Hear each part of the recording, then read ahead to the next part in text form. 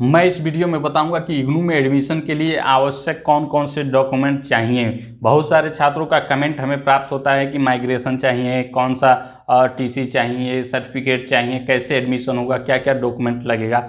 तो सामान्यतः क्या क्या लगता है और एडमिशन कन्फर्म आपका हो सकता है, सबका मैं विवरण इस वीडियो में बताऊंगा। तो चलिए वीडियो को प्रारंभ करते हैं। सबसे पहले जान लेते हैं कि इग्नू क्या है।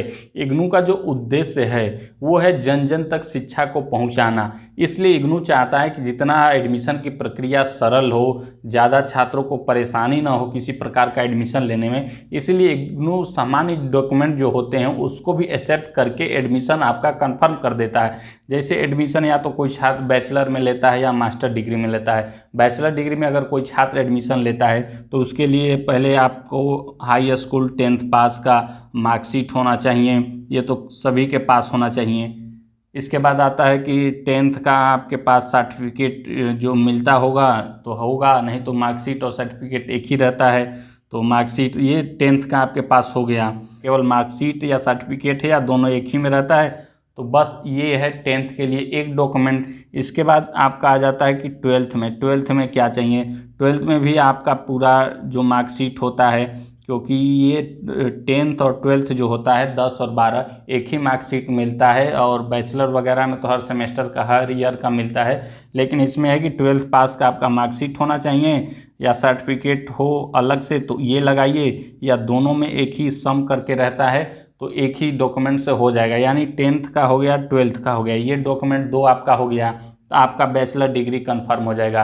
कभी कभी होता है कि ट्रांसफ़र सर्टिफिकेट जो टीसी होता है, कैरेक्टर सर्टिफिकेट होता है वगैरह वगैरह। तो देखिए टीसी आप लगा सकते हैं तब भी आपका एडमिशन कंफर्म हो जाएगा, नहीं लगाएंगे तब भी आपका एडमिशन कंफर्म हो सकता है।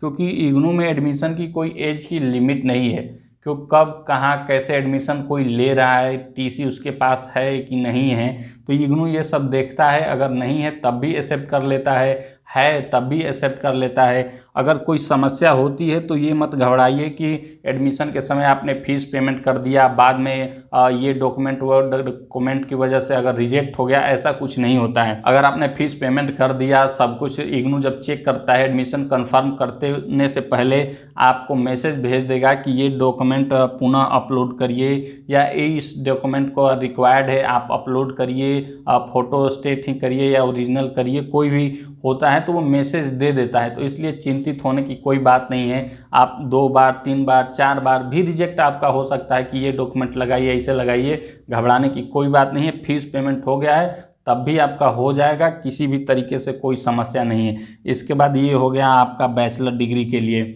मास्टर डिग्री के लिए फिर होता है छात्रों को माइग्रेशन चाहिए। जैसे कभी कभी होता है कि कोई छात्र एक यूनिवर्सिटी से पढ़ता है, मान लीजिए कोई बीए किया और रेगुलर कोई एलएलबी कर लेता है, बीएड कर लेता है, वगैरह वगैरह कोर्स सब कर लेते हैं, तो माइग्रेशन तो यहाँ जमा हो जाता है।